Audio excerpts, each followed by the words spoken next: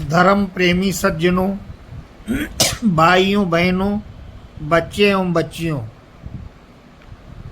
आज दिनांक 21/7/2025 को मैं आपके समक्ष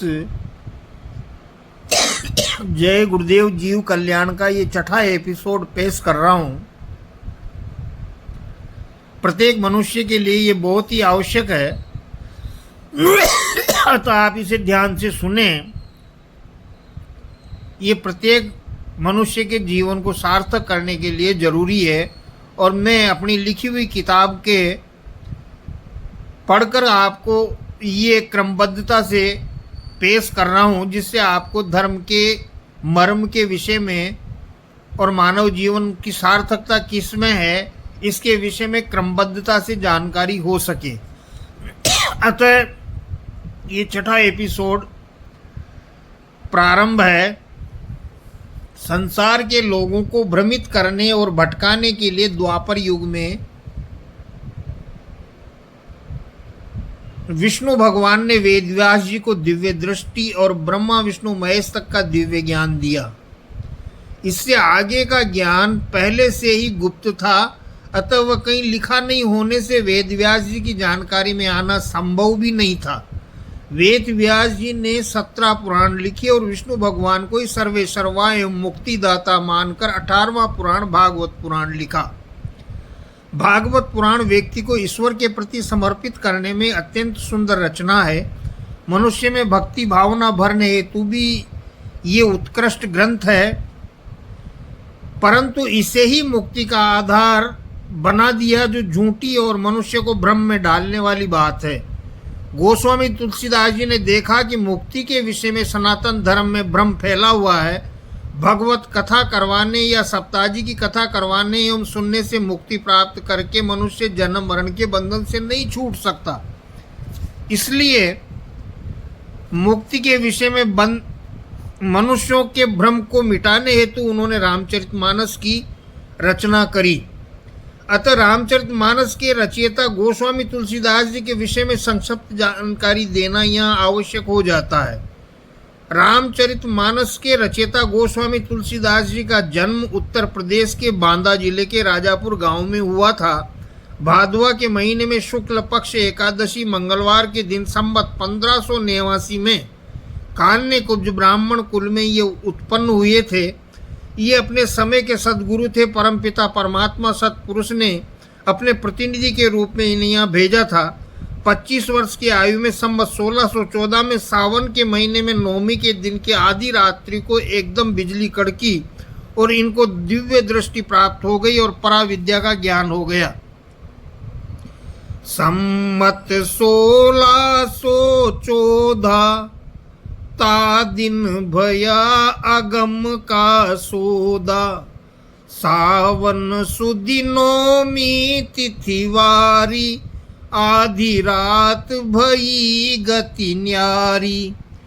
गोस्वामी जी महाराज को जब पराविद्या का ज्ञान हो गया और इनकी ख्याति दूर दूर तक फैलने लगी, तब लोग इनके दर्शन के लिए आने लगे। मनोती और कामनाओं के लिए लोग इनसे निवेदन करने लगे। उस समय वहाँ काशी का रहने वाला एक हृदय नाम का अहीर राजापुर में एक सेठ के यहाँ नौकरी करता था। ये नदी के रास्ते से माल लाने और ले जाने का कार्य करता था। गोस्वामी जी महाराज की इस पर विशेष कृपा हो गई। उन्होंने इसे नामदान दे दिया तथा ध्यान के माध्यम से ऊपर के मंडलों की सैर करा दी। ये गोस्वामी जी महाराज का पक्का भक्त हो गया। इसने गोस्वामी जी महाराज से काशी चलने तो आग्रह किया और इसके आग्रह पर संवत 1615 में चैत के महीने में द्वादश तिथि मंगलवार के दिन ये काशी आ गए।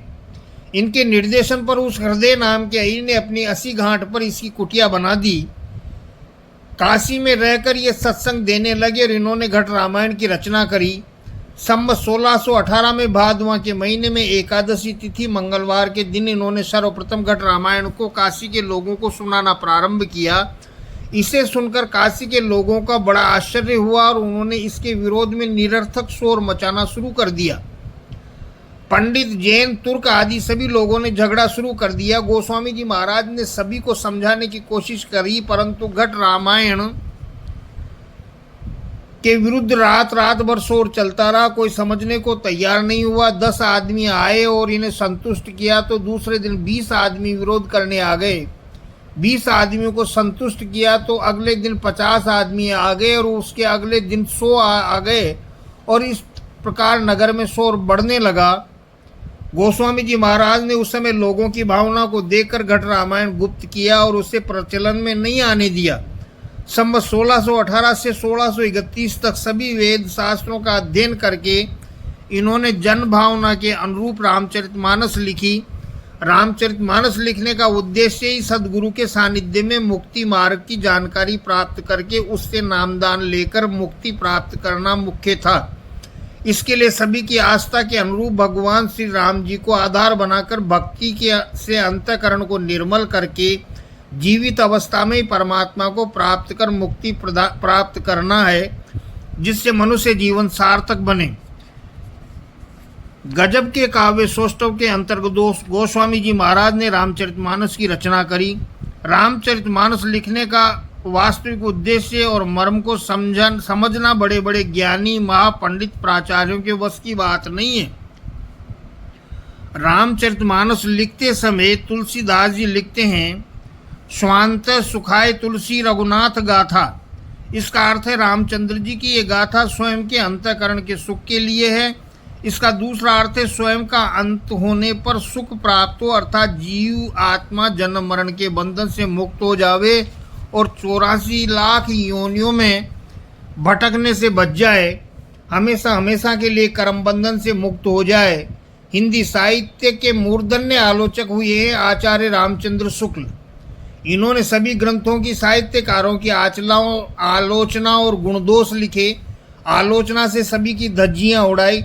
सैकड़ों छात्रों ने आचार्य रामचंद्र शुक्ल पर प्रशंसा या बुराई में लिखकर पीएचडी की डिग्रियां प्राप्त करी।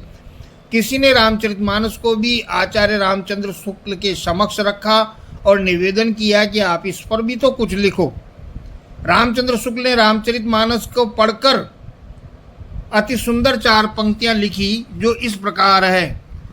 वह राम भक्ति का भूखा था पर अघा गया श्रीमंतों को, पर कागजों के पन्नों को तुलसी दल जैसा बना गया।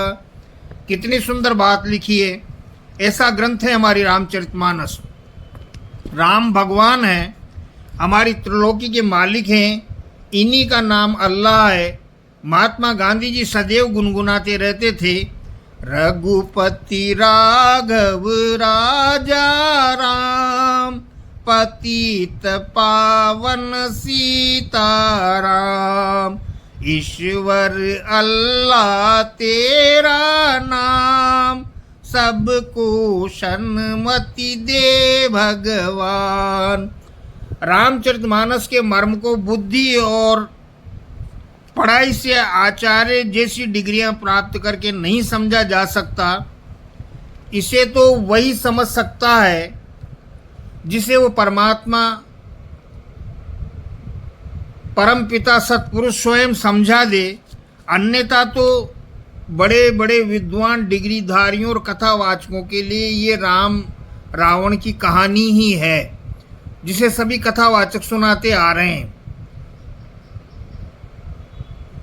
वह स्वयं भी इसके मर्म को नहीं समझते, फिर भी इसके अंदर समाहित अनेकों उच्च आदर्शों को नित नई विवेचनाओं से कथावाचक श्रोताओं को भक्ति रस में डुबोकर आनंद में सरोवर करते रहते हैं, जो आदर्श जीवन जीने के लिए मनुष्यों के लिए प्रेरणा का स्रोत और भक्ति की आधारशिला है।